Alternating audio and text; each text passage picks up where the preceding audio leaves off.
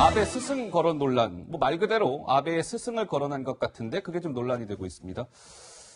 자, 김민지 기자, 우선 어제 정부의 한 고위 관계자가 외신 기자간담회였던가요? 거기서 언급한 겁니까? 네, 그렇습니다. 간담회 당초 취지는 일본의 통상 보복에 대한 문제점들을 좀 널리 알리자 이런 취지였는데요. 이후에 뭐 한일 관계, 뭐 협력 관계 이런 것들을 강조하면서 이 요시다 쇼인이라는 인물을 언급했습니다. 요시다 쇼인이 살아 있었다면 한일 양국의 미래지향적 협력에 대해서 동의할 것이다. 이렇게 고위 정부 관계자가 언급을 한 건데요.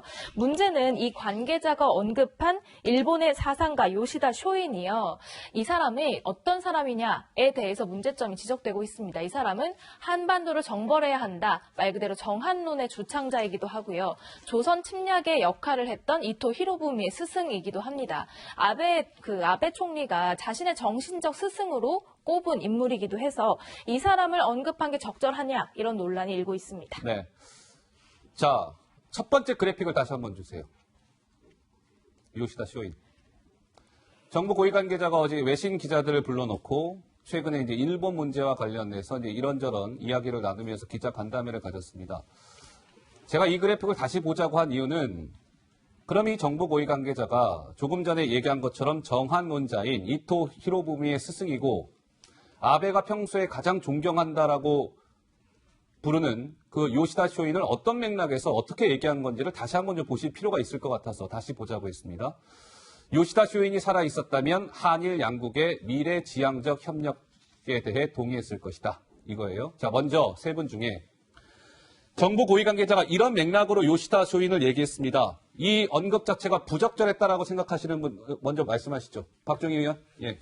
요시다 쇼이는 아베 총리의 지역구인 야마구치현 출신입니다. 예. 아베 총리가 어서 팔선을 했죠.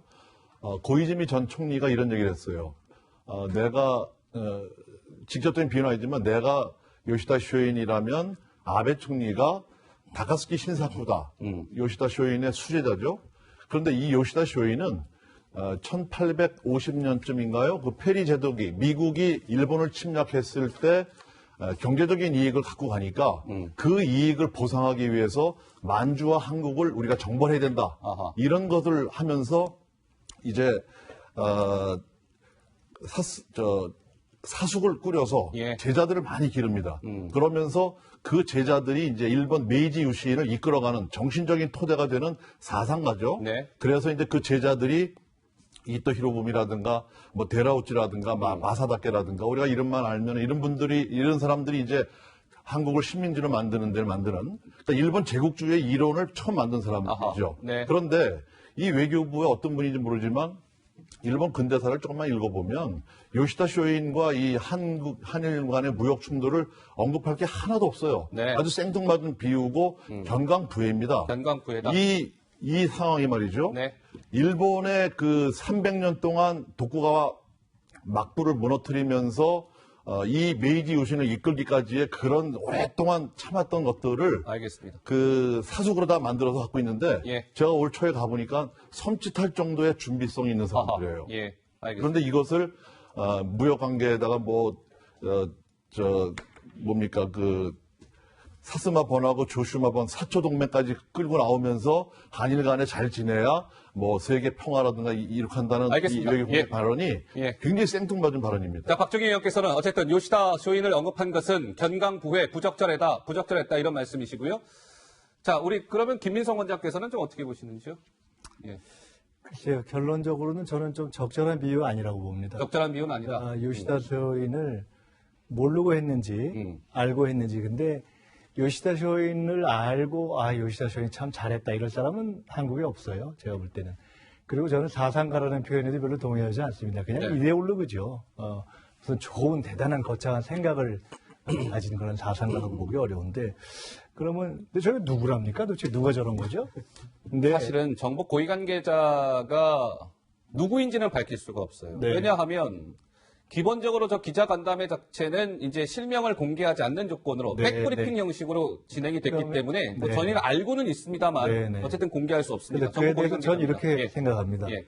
첫째는 가능성은 낮은데 모르고 했을 수 있다. 근데 저는 그 가능성이 좀 낮다고 보고 안다면은 저는 그러니까 요시다 쇼인이 어떤 사람인지 알았다면 저는 오히려 이런 반어적인 취지가 아니었을까 싶습니다. 예.